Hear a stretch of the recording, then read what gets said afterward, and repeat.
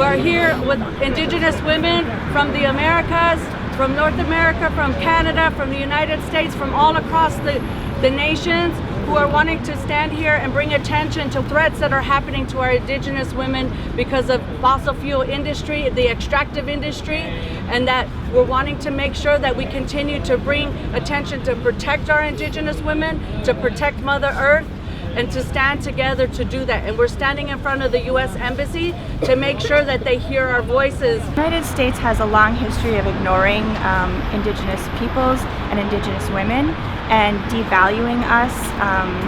That's putting it lightly, right? I mean, we've been experiencing genocide, forced relocation, boarding schools, all of those things. Our lives are important.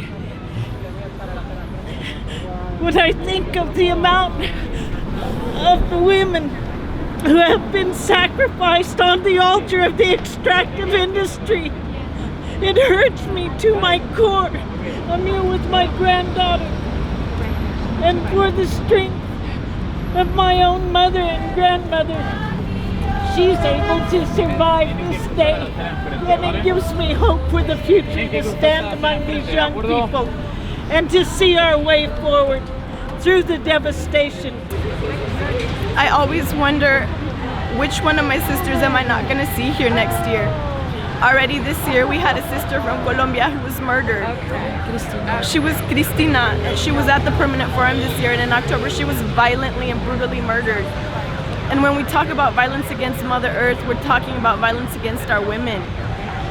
So we're here to visibilize those issues and say that it looks different for us in different communities, and we need it to stop. We need people to recognize that when we talk about oil extraction, when we talk about all of these things, all these false solutions, that always ends up with violence against our women and our girls. Right now we have thousands of young migrant girls in detention centers who have been displaced, many of them Indigenous, and we're here to visibilize that. We're here to continue to stand in solidarity to bring an end to this violence against Mother Earth and to our women and especially our girls. This is not an isolated issue. In the South, we are having the persecution of our women as well right now. There's a woman, Alessandra Munduruku, that she is being persecuted. They invaded her home. Last week, they tried to murder her. Luckily, she was not at her place. But yeah, we should get together. This is an action to support each other, and we need to get more united. We need to be more together to bring these issues, because if not us, who, and then who?